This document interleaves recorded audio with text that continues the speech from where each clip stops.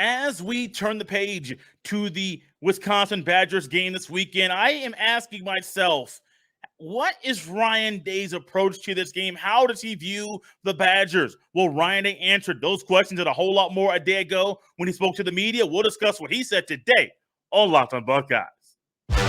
You are Locked on Buckeyes, your daily podcast on the Ohio State Buckeyes. Part of the Locked on Podcast Network, your team every day.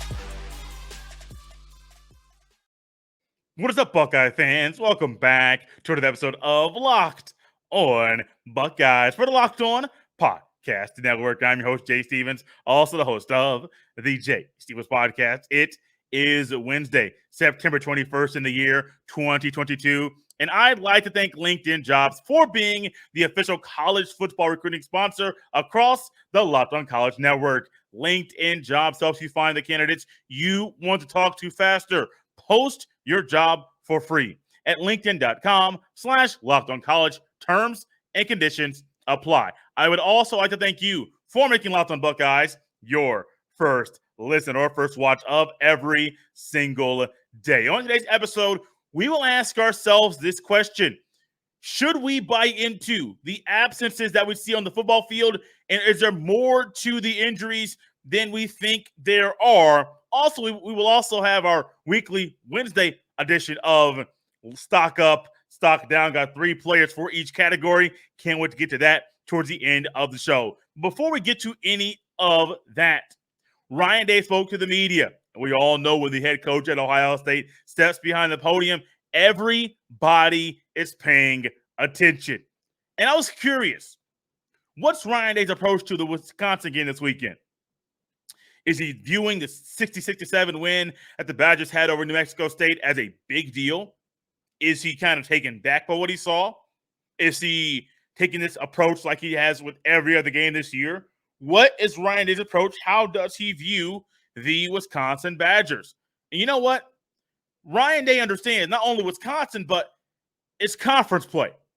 And Ryan Day had this to say while speaking about Wisconsin, but also highlighting that conference play is big and things begin to ramp up when you play teams in your league. Quote, anytime you're in conference play, it ramps up a little bit. It means a little bit more, end quote. Ryan Day goes on to say that Wisconsin has, quote, very good players, end quote. Talked about how Graham Mertz is an excellent quarterback. He understands that, quote, this is going to be a big challenge, end quote. Now, I don't know if I would describe Graham Mertz as being an excellent quarterback, but Ryan Day understands Graham Mertz poses a threat to the Buckeyes this weekend. Graham Mertz is a quarterback that can make things a little bit trickier for the Buckeyes this weekend. And so if they're not on there, if they're not dotting all their I's and crossing other T's in preparation for the game, before you know it, this game could be out of hand and it could be another 60-point performance of the Badgers. That still baffles me. That's not something Wisconsin does. Now, it's not as baffling as if Iowa did it, because if Iowa did it, we would all lose our minds. The sound effects for today, that was not planned. It just came out. It's for your enjoyment. But no, I would not say Graham Mertz is an excellent quarterback, but Ryan Day understands Graham Mertz can do certain things that are special on the football field, and if you're not ready, he can hurt you. Ryan Day also said, just spoke about Wisconsin's playing style. Now, you all have an idea of their identity. We all know what Wisconsin is as a football fan, and so does Ryan Day. Here's what he had to say about Wisconsin's playing style. Quote, they have an identity for sure. They're not going to deviate from their plan, and they've been very successful. So why would they? End quote. He goes on to say, quote, they're a lot more multiple than you think, end quote, which is true. That is very true. This is not the Stave, I forget his first name, quarterback of a few years ago at Wisconsin. This isn't Wisconsin, I believe, in the 2019 Big Ten Championship where it was one receiver and nobody else could get open. It isn't that. Wisconsin can be a little more multiple than you think. Now, they will come out. They will have their heavy sets. But Wisconsin can do some things that are more of a multiple variety on the offensive play calling. And you know what? That could be tricky. Really, really tricky for the Buckeyes. And I think Ryan Day also understands the assignment there as well. Ryan Day spoke on Dallan Hayden, who played phenomenal against Toledo. He had this to say about the Buckeyes' third string running back, quote, "The number one thing is he took care of the ball, and he has to do that going forward. He hit some holes and created some explosive plays for us," end quote.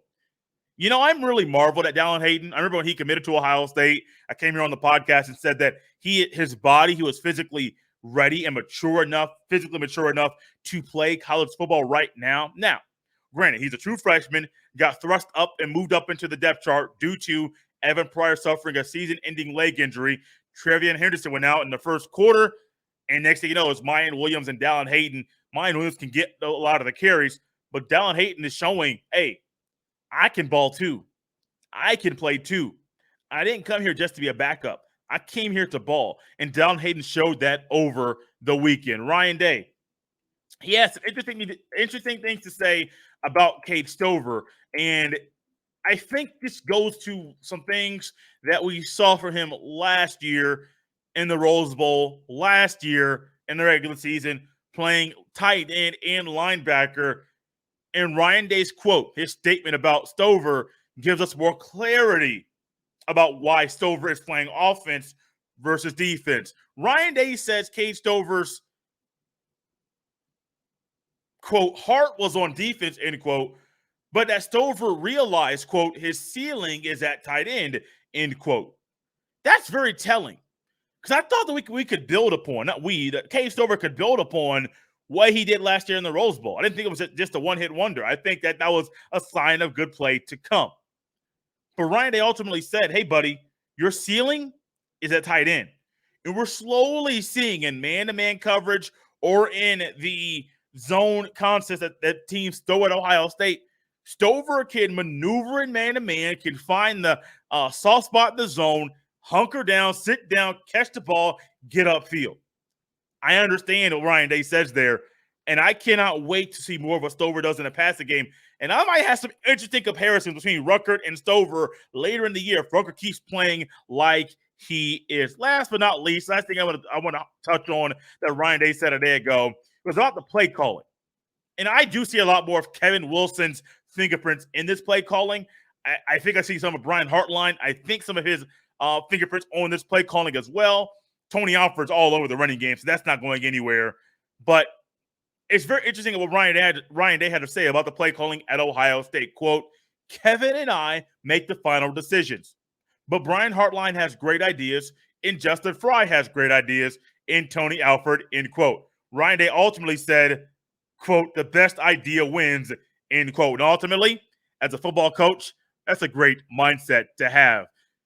Injuries at Ohio State, they're really tricky. They're not fun to think about. But I'm also wondering, should we buy into or read into absences on the football field when it comes to players that are hurt? We'll discuss that next right here on Locked on Buckeyes. These days, every new potential hire can feel like high-stakes wager for your small business.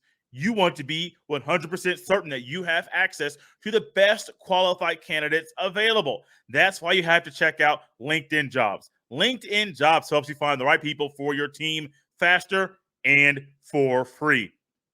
Then add your job in the purple hashtag hiring frame to your LinkedIn profile to spread the word that you're hiring. Also, you can create a job post for free on LinkedIn Jobs. Once you do that, add the purple hashtag hiring frame to your LinkedIn profile, and it helps enhance and spreads the word quicker for you.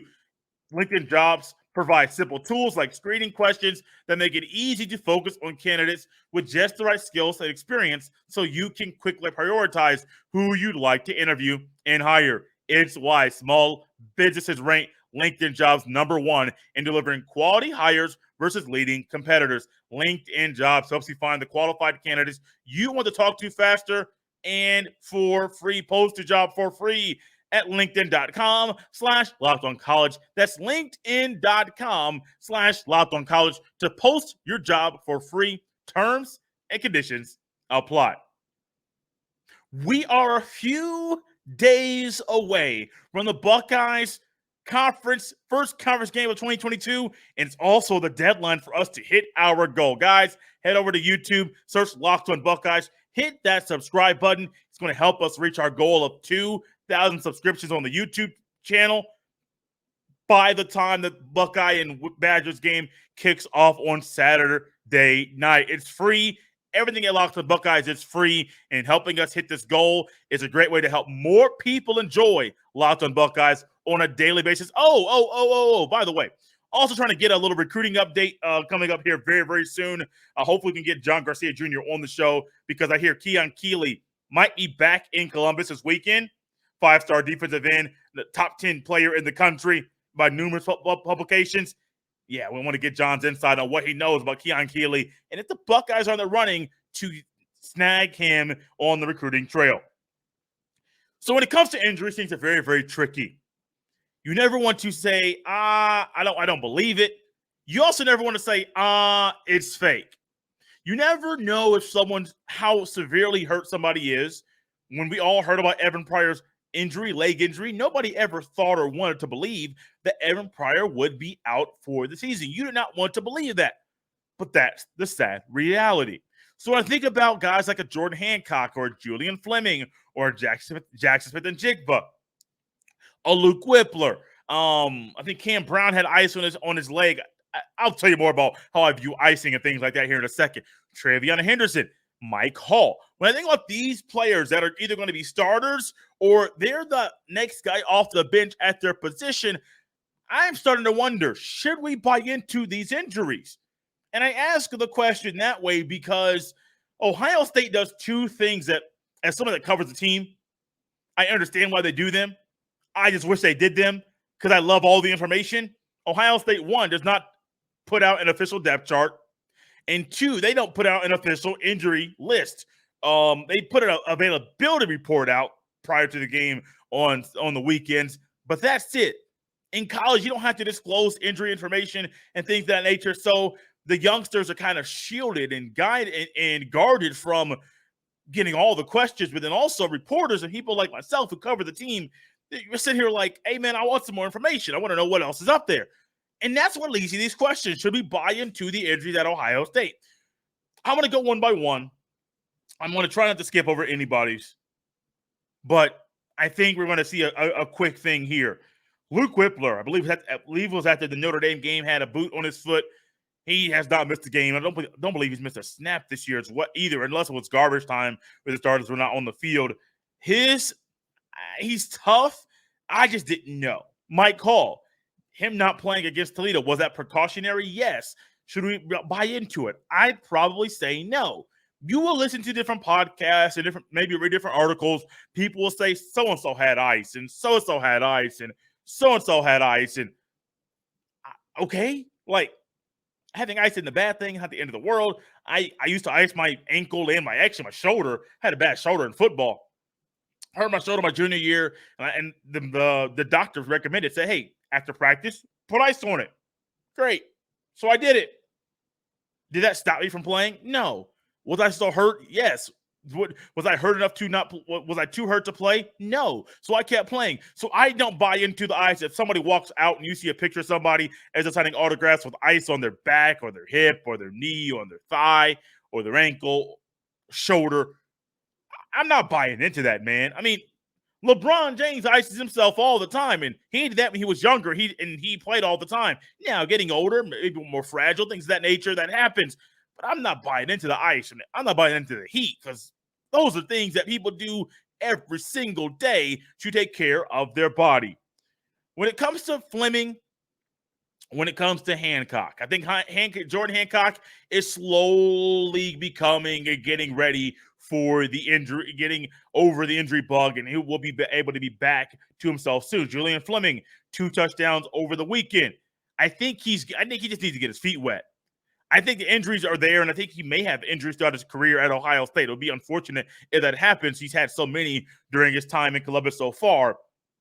But ultimately, I think the biggest thing for him is to just keep playing ball. Like, he just needs to keep playing. Keep going out there. As some say, keep chopping wood. Just keep going out there. Keep battling. Keep rid of those routes. Keep battling. Keep going out there and keep being tested by now teams in the Big Ten go out there and do that thing. I think that's the biggest thing for him, ultimately just getting his feet wet. Jackson Smith-Njigba, I do think there is something there with him and his hamstring. What do you have, 2 catches over the weekend? Did not play very much at all. Him and Njigba and Fleming were both on a pitch count, or where their plays were numbered and counted, so they would not be able to play a whole lot. Yeah, but I still think Njigba's injury is the one that I would watch. Now, it's a luxury that you have Jaden Ballard. You have a guy stepping up in Xavier Johnson. You also have Emeka Egbuka and Marvin Harrison Jr. Case Stover stepping up as well. Mitch Rossi, will he be an asset in the passing game, or will G. Scott Jr. be an asset in the passing game? That's to be determined. But I truly see Njigba, like, if he's not there, the Buckeyes have been just fine in the passing game without Njigba. Somebody has stepped up in his absence when he's not been on the field. Marvin Harrison Jr., game number 2, 3 touchdowns, 7 catches, 184 receiving yards. Game number 3 against Toledo, Njigba was there but wasn't there, 2 touchdowns. Game number 1 against Notre Dame, top 5 opponent. Who stepped up? Emeka Egbuka. So I think the receivers are set and they have enough talent that somebody, also Xavier Johnson stepped up. There will be guys that will step up in the absence of Njigba, but I am one that's saying, hey, I would buy into that one just a little bit, because hamstring injuries are no joke. Those are not something you want to play with. Last but not least, it's Travian Henderson, man. That's the one kid. So talented. Crazy talented. Can do some phenomenal things on the football field. But, buddy, that injury bug, and maybe it's just who he is as a player, I don't know. That injury bug just keeps knocking and knocking and knocking and knocking as my camera's shaking, because I'm hitting the table, and that's where my camera is knocking and knocking and knocking. Just knocking, man. He just keeps coming back and knocking. I wonder, I have no idea if this is going to be a continual thing for Henderson or not, but I surely hope it's not. Over the past 2 years, we have seen him get dinged up, and have seen him miss quite a few times, quite a few minutes on the field simply because of injury. I don't know, man. I don't want to buy into it, but ultimately my gut is saying buy into it a little bit, because it might be something where you see over a 5-game span, he gets taken out 3 of those 5 games because of injury. I mean, goodness gracious, we only played 3 games so far. He's been dinged up in 2 of them to where he was taken out of the game. I don't know. We'll wait and see what's going to happen. Wisconsin's physical. Iowa, physical. We're going to start playing some physical football teams in this school, Ohio State. Better do what's needed. And I truly hope the medical staff is prepared to handle a few more nicks and dings, but also prepared to help these bodies recover quickly so these youngsters don't have to miss time on the field. Stock up, stock down. I love doing this. I sure hope you do as well. Got some stock up, who stock went up after last week's game, who stock went down. We will discuss that next right here on Locked on Buckeyes. BetOnline.net is your number 1 source for all your pro and college football betting needs and sports info this season. Find all of the latest football league developments, game matchups, news, and podcasts, including this year's opening week's games. BetOnline is also your continued source for all your sporting wagering information, including live betting, esports, and scores.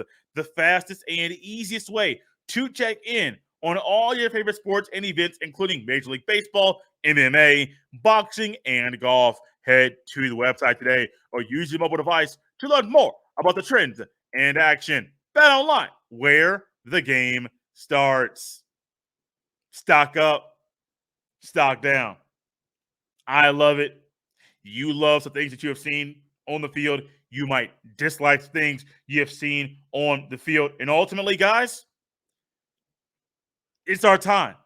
Whose stock went up? I'm going to go positive first before going negative. Whose stock went up? Whose stock went down? Stock up. Let's go with QB1, CJ Stroud, Big Ten Offensive Player of the Week. Then it wasn't a co-award. He won it all by himself. CJ Stroud, this young man, 5 touchdowns, 5 incompletions. This young man, was he 22 for 27, over 300 passing yards, was throwing the ball where only his guys can get the ball. Elite ball placement is a part of CJ Stroud's game. CJ Stroud, stock up. Stock up. And I didn't think I would say that after week 3. I thought I would say it sooner. But this young man is balling. Stock up on CJ Stroud. Number 2, stock up, it's TC Coffee, a walk-on running back, somebody that many of you, when you saw 28, you may have been thinking, hey, Mayan Williams changed his number to number 3. Where did this number 28 character come from? It's TC Coffee. This young man got out there. He got hit at the line of scrimmage, bounced out right, and boop, boop, boop, boop, boop. He rumbled all the way to the end zone. TC Coffee, stock up. Julian Fleming, stock up. Julian Fleming back on the field. First game he's played this year. 2 touchdowns. Talk about getting and throwing the ball where only his guys can get it. CJ Stroud does that once again. Hey, Stroud is amazing. I could have added Harrison Jr. Could have added some other guys. Didn't mean to go all offense today, but that's where we're going. Could also add in some freshmen. Caden Curry's doing phenomenal things. Sonny Styles got on the field. That boy don't look 17 years old. Let me just tell you. Sonny Styles does not look 17. Most 17-year-olds are not built like that. Also, Kai Stokes got out there, and man, it's going to be hard to keep those youngsters off the field. Stock down. Don't want to end the show with a negative note, but here we go. Denzel Burke. Now, it's not always about the play. He also had a celebration in a moment when you shouldn't really be celebrating. But I firmly think it's a sophomore slump, man. People know his tendencies. People know, coaches know his strengths and his weaknesses. Coaches know where he is vulnerable. And coaches have a year's worth of film. 13 games on Denzel Burke, plus 2 more from this year. Hey, this is going to happen. But a sophomore slump, and if you're stuck in said slump, you'll be found on the negative end of this conversation. Stock down on Denzel Burke. Stock down Travian Henderson. Now, tricky, interesting, but you don't want your RB1, your number 1 running back, to be dinged up and not be durable enough to play through some of the things that happen. Now, I'm not saying concussions are one thing. I don't play with head injuries. I don't play with them at all. Those are no joke. I saw a guy, former high school football teammate, had a concussion at the end of the game. I saw the glazed look on his face.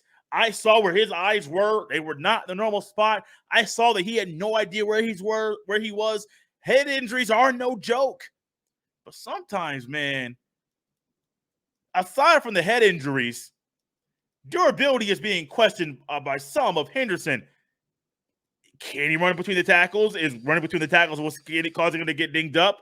We'll have to wait and see. That's the only reason. Not only his talent is there, but man, durability is being questioned. Then talking down, this other guy I mentioned earlier, Ohio State. I would love you a whole lot more if you released a depth chart and gave us some more information on the injuries. I would. I mean, to go to a game and you see the availability report, and then you get to the game and Tanner McAllister, Josh Proctor, and Mike Hall don't end up playing. You're like, wait.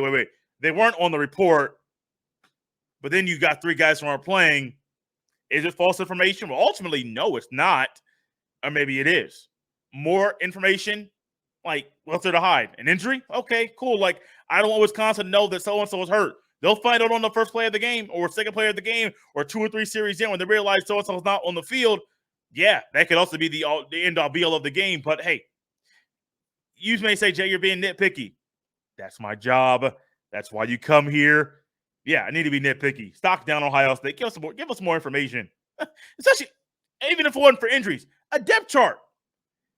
A depth chart ain't going to hurt nobody. Just give it to us. Just give it to us. Guys, I'm out of here for the day. You can follow me on Twitter at jstevens07. You can also send all of your emails to jstevens317@gmail.com. We'll be back tomorrow and on Friday, getting you ready for the Buckeyes Big Ten Conference opener.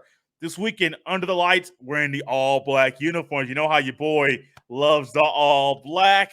Also, check out Locked on Buckeyes on the Odyssey app, Apple Podcasts, Google Podcasts, or wherever you get your fine podcast. Subscribe, leave a 5-star review and rating. It's free. It helps the show grow and helps other people come across Locked on Buckeyes in their search for different podcasts that for them to enjoy. Locked on Buckeyes is a part of the Locked on Podcast Network. Your team every day. Every day is correct. Locked on Buckeyes has you covered every Monday through Friday, keeping you up to date on your Ohio State Buckeyes basketball and football teams.